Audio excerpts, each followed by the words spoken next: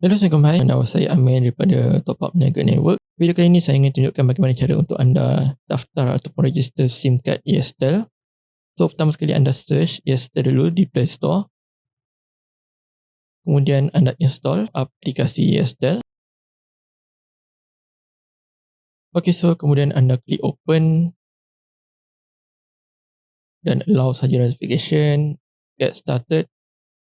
Dan kat sini anda perlu login account ataupun first time login. So, kat sini saya tekan first time login. So, kat sini anda nak tak tiada account tapi nak activate Yestel SIM card. So, activate new SIM card. Okay, kat sini ada beritahu lah. Yang pertama anda perlu ada SIM card. Kemudian anda perlu ada IC, pasport dan sebagainya untuk verification. Dan juga internet. So, kita proceed.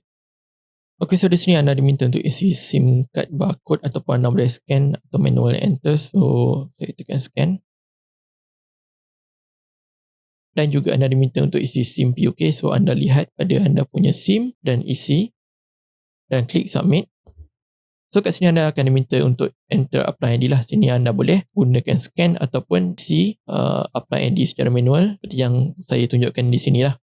Okay, kemudian klik confirm and exit.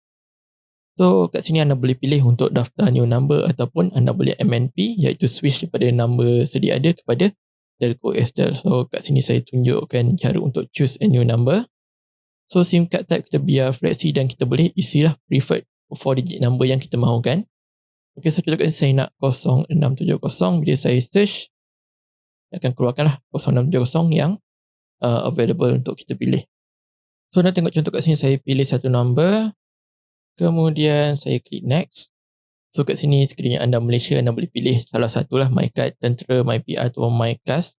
Dan juga sekiranya anda bukan daripada Malaysia, anda tidak mempunyai MyCard, anda boleh gunakan pasport. So, klik pada setiap satu tu dan berikan maklumat yang tepat lah. Baiklah, setelah anda dah scan semua dan sebagainya, kemudian dia akan paparkan maklumat dan kemudian klik continue. Dan di sini anda perlu buat face scan verification lah. So, ini normal eKYC untuk apa-apa sistem verification secara aplikasi atau secara online. So, jangan risau, anda follow saja. So, kemudian ada declaration. So, anda tekan saja I have read and agree dan submit. So, registration complete, successfully registered. Ada maklumat anda punya registration. Klik OK. So, kemudian kita masukkan first time login. So, kita masukkan kita punya number yang kita register tadi. Okay, so kita tunggu SMS lah sampai daripada nombor tersebut. Dan kita login. Dan klik verify and set PIN. So, kita set kita punya PIN lah untuk login. Dan juga confirm PIN. Klik confirm, back to sign in. Bila anda boleh login guna anda punya IC dan juga PIN yang anda gunakan tadi. Contoh, kita klik login. Okay, so kat sini anda boleh tengok lah SIM card yang saya baru aktifkan ini. Dia akan expired pada 18 Mac 2026. Dan maksudnya lagi 7 hari. Dan dia punya airtime balance banyak 50 sen.